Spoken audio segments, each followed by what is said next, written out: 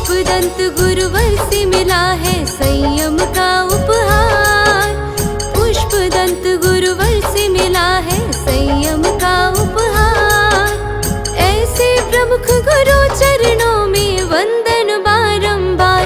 आया है महामहोत्सव रजत दीक्षा का उत्सव। आया है महामहोत्सव रजत दीक्षा का उत्सव।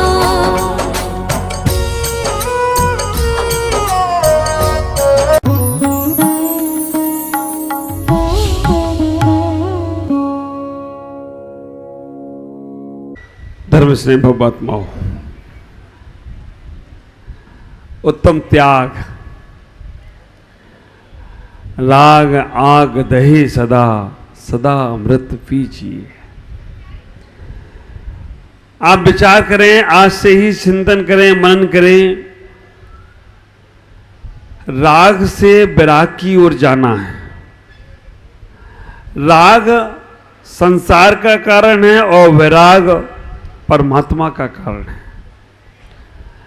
राग से विराग, विराग से त्याग और त्याग से वीतराग में चले गए तो समझ के रखना तुम परमात्मा हो जाओ तो कोई आश्चर्य की बात नहीं।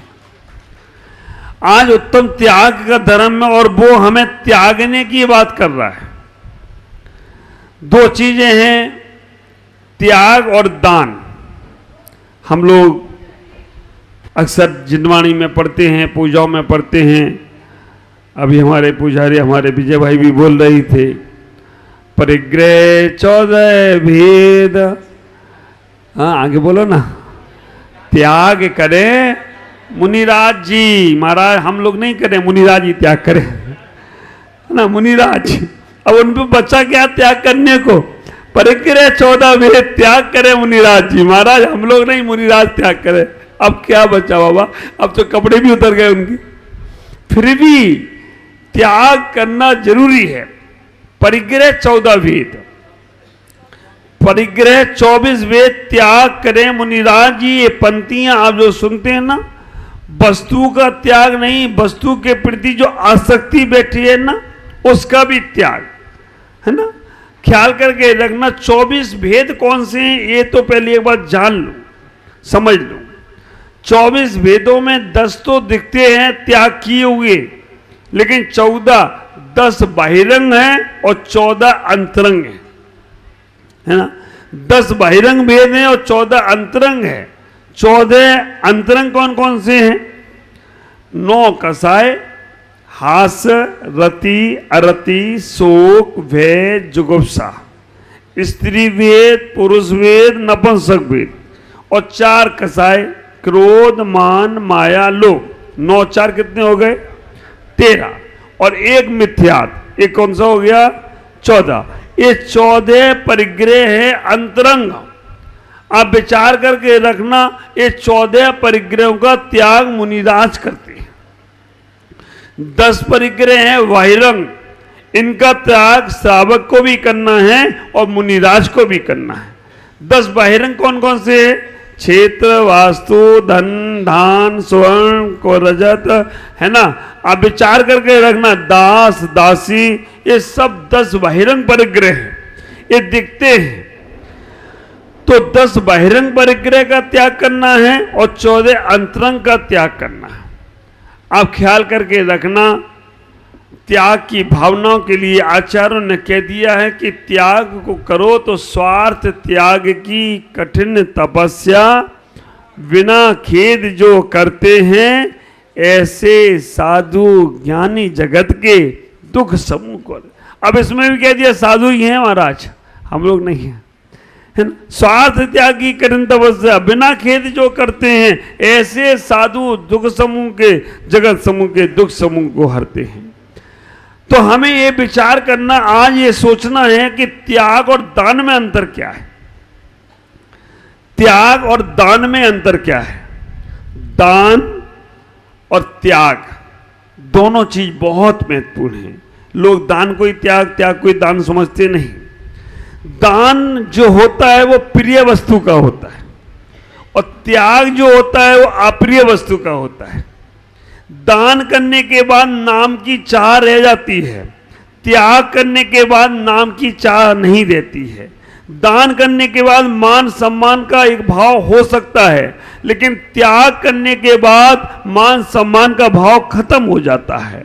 अब विचार करना, दान करने के बाद ये लगता है कि मैंने कुछ किया है, और त्याग करने के बाद लगता है मैंने कुछ नहीं किया, जो फालतू का था उसे छोड़ा है। दान करने के बाद लगता है कि इसका मुझे फल मिलेगा, त्याग करने के बाद ये लगता है फल क्या मिलेगा, कर्म झड़ गए मेरे, अब हमें कोई फल नहीं चाहिए, है ना। अब फल की चाह है तो तब तक दान ही चल रहा है, और सोच रहे कि मैंने छोड़ दिया, कर्म झड़ गए, अब मुझे कोई चाह नहीं है। ख्याल करना, दान के बाद आदमी के मन में एक उल्लास आता है कि मैंने कुछ अच्छा काम कर लिया, और त्याग के बाद आता है कि मैंने कर्मों का क्षय कर लिया। दान पुण्य है, त्याग धर्म है। क्या हुआ माइक को? आप विचार करके रखना, दान जो है वो पुण्य कर्म है, दान करने से पुण्य मिलता है, लेकिन त्याग करने से धर्म मिलता है। तो हमारे मन में ये भाव आना चाहिए कि हमने बहुत बार दान किया, अब त्याग भी करना है। आप ख्याल करके रखो। अब इसको अब क्लियर करते हैं, है ना। अभी तो इंडेक्स समझ में आ गई कि दान क्या है, त्याग क्या है। हम जो अच्छी वस्तु होती हैं उनका हम जो करते हैं, ख्याल करके रखना, उसे दान बोलते हैं। अप्रिय वस्तु का त्याग। दान 4 प्रकार की: आहार दान, औसत दान, अभय दान, और कौन बोला खानदान? तुम लोग ऐसे ही समझ में आता है फूलदान, खानदान। मैंने बोला दान 4 प्रकार के। एक बच्चे से पूछ लिया कि दान 4 प्रकार के बोलो, बोला एक पीक दान, एक खानदान, एक पानदान। 4 दान याद रखो। आहार दान दूसरे नंबर पर कौन सा है? औसत दान। तीसरे नंबर पर अभय दान। चौथे नंबर पर तुम्हारे मन में खानदान आ रहा है, शास्त्र दान। आप विचार करके रखना, ये 4 दान हमारे जीवन में हमको बहुत महान बनाते हैं। अपने जीवन में उतना ही प्राप्त करो जितना तुम्हारे लिए पर्याप्त है। इतना ही कहना चाहूंगा आपसे कि आपका जीवन मंगल में बने, आपका जीवन बहुत आगे बढ़े, क्योंकि जो त्याग करता है व्यक्ति अपने आप को बहुत बहुत समझ में आगे आने लगता है। त्याग के लिए आचार्यों ने कह दिया कि हमें अपने जीवन में त्याग करना है। तो जो लोग स्नान का त्याग करते हैं उनका पांडुक शिला पर अभिषेक की भूमिका बनती है। दिगंबर साधु होते हैं ना, स्नान नहीं करते, सारा जल इकट्ठा हो जाता है, फिर इकट्ठा 1008 कलशों से पांडुक शिला पे अभिषेक हो तो कोई आश्चर्य की बात।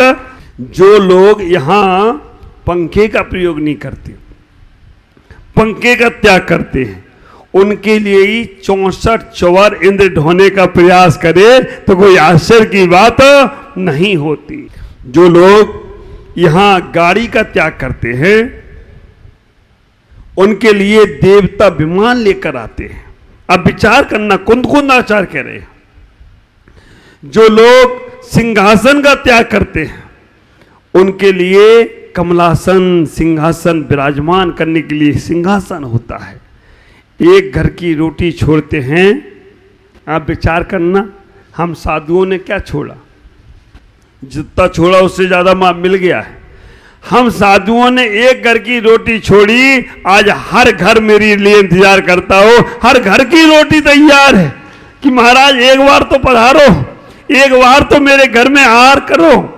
एक माँ बाप को छोड़ते हैं, हर कोई मेरे माँ बाप बनने को तैयार हो जाता है। विचार करके रखना, एक परिवार छोड़ते हैं, हजारों परिवार हमें अपना बनाने का प्रयास करते हैं। जो जितना छोड़ता है वो उतना ऊपर उठता चला जाया करता है। तो हमें इतना ही विचार करना। कहते हैं कि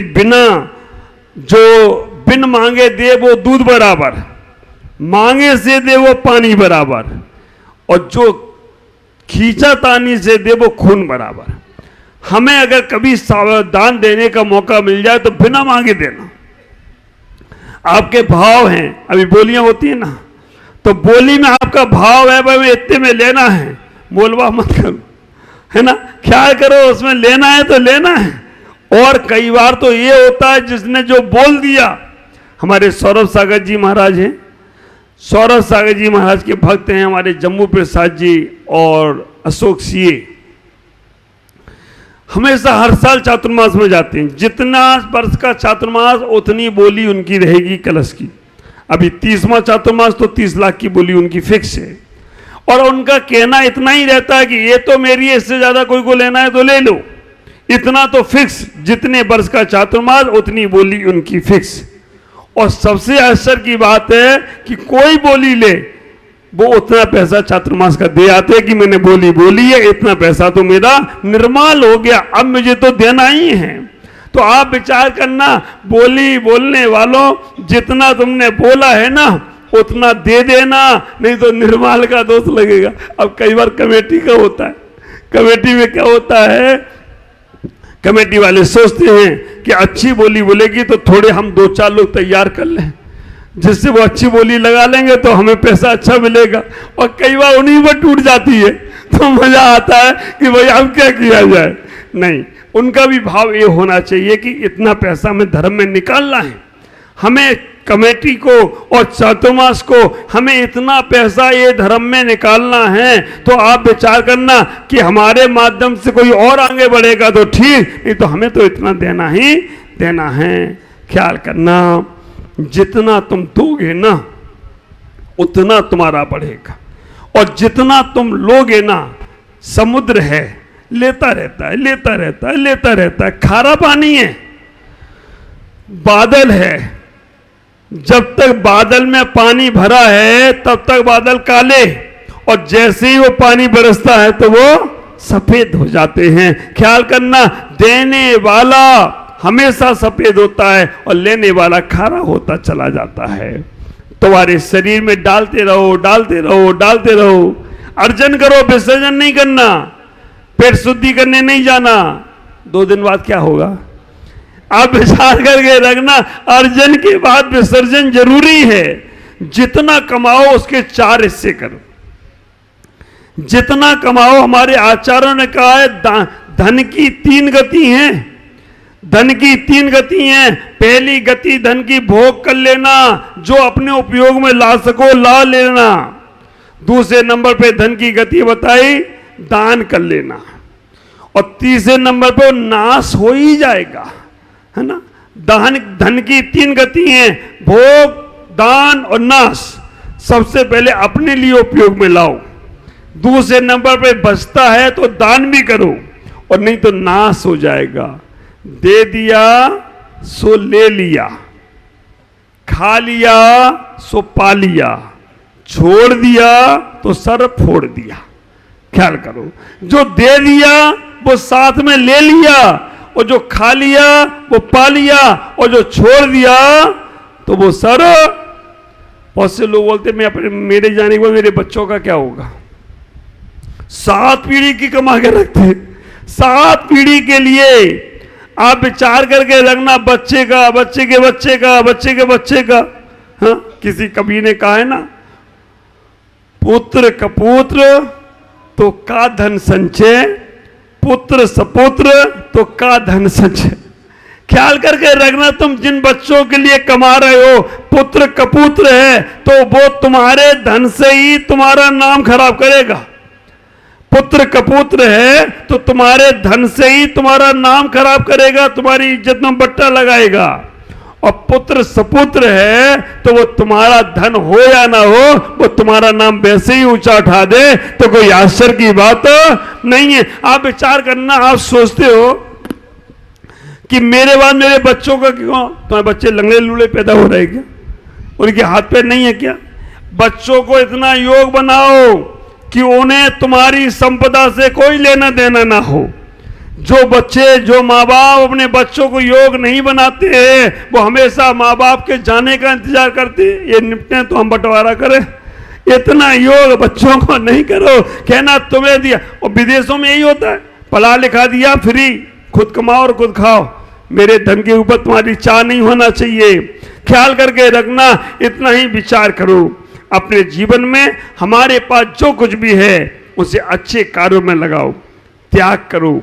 मन में ये भाव नहीं रखना है कि इसका हमें कोई रिजल्ट मिलेगा, लेकिन जितना तुमने दान किया उसका तुम्हें फल जरूर मिलने वाला है। इतना ही ख्याल करना। 100 में एक कोई वीर होता है, 1000 में एक कोई वक्ता होता है, लाखों में एक कोई पंडित होता है, लेकिन अरबों खरबों में एक कोई दाता होता है जो अपने पुण्य को बढ़ाता है। और आप विचार करना, जब दाता दान करता है ना, तब उसका जीवन उल्लास में, उत्साह में होता है।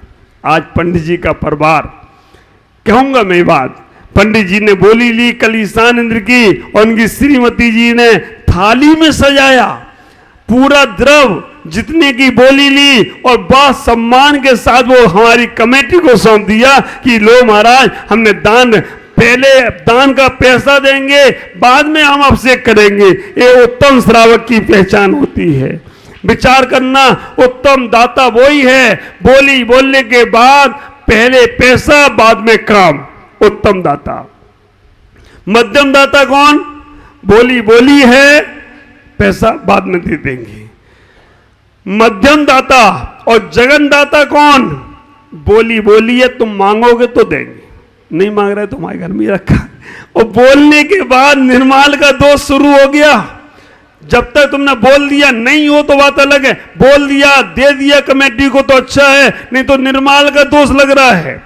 उत्तम वाला पहले पैसा देता है, बाद में कार्य करता है। हमें किशनगंज में भी एक ऐसा व्यक्ति मिला था, पहले पैसा, बोली बोली नहीं, घर जाके पैसा लाया, पहले पैसा दिया, अब मेरे कार्य करूंगा।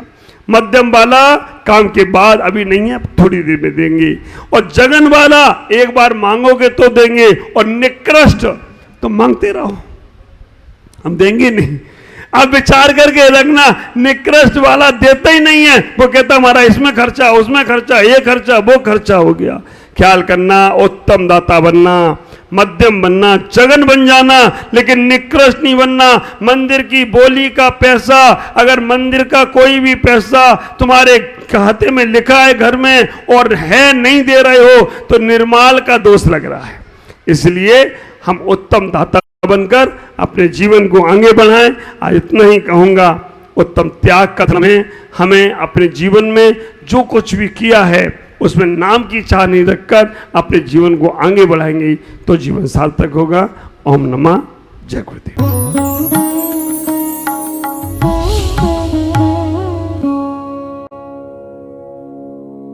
ज्ञान एवं संस्कार का अद्वितीय संगम, मुनि प्रमुख सागर जैन पब्लिक स्कूल उत्तर प्रदेश प्रांत के जिला इटावा की पुण्य भूमि कुनेरा में परम पूज्य पुष्पगिरी तीर्थ प्रणेता आचार्य श्री 108 पुष्पदंत सागर जी महाराज के मंगल आशीर्वाद एवं परम पूज्य भारत गौरव आचार्य श्री 108 प्रमुख सागर जी महाराज की पावन प्रेरणा से स्थापित मुनि प्रमुख सागर जैन पब्लिक स्कूल, जहां भावी पीढ़ी को न केवल लौकिक शिक्षा प्रदान की जा रही है, बल्कि भारतीय संस्कृति और उत्तम संस्कार भी प्रदान किए जा रहे हैं। यही शिक्षा समाज में जागरूकता, नैतिकता और समता का भाव जागृत कर रही है, तो वहीं ये संस्थान भविष्य का मार्गदर्शक बनकर एक सशक्त समाज के निर्माण में सहायक सिद्ध हो रहा है। इसके अलावा कक्षा 8वीं तक की शिक्षा प्रदान करने वाले इस स्कूल में पूज्य गुरुवर की अनुमति से अब कक्षा 12वीं तक के विद्यार्थी भी लाभान्वित हो सकेंगे। अब ये विद्यालय कक्षा 8वीं से 12वीं तक प्रारंभ होने जा रहा है, अतः निर्माण कार्य के शीघ्र आरंभ हेतु सधर्मी बंधुजन अपना अपना धर्म योगदान देकर इस पुण्य कार्य में सहभागी बने और अनंत कालीन धर्म लाभ अर्जित करें। अधिक जानकारी एवं सहयोग हेतु संपर्क करें छुलक Shri Paramanand Sagar ji, Anand Baba, Shri Chhavi Sethi, Dimapur, mobile number 9436003664, Shri Rajesh Elani, Dimapur, mobile number 9346666666, Sangeeta Jain, Etawah, mobile number 9897795058, Shri Mithun Jain, Etawah, mobile number 7300726318 एवं 9411989700। बैंक डिटेल्स, बैंक का नाम बंधन बैंक, खाता संख्या 10220004832568, IFSC कोड BDBL 002101, खाता नाम श्री दिगंबर जैन आचार्य प्रमुख सागर सेवा ट्रस्ट।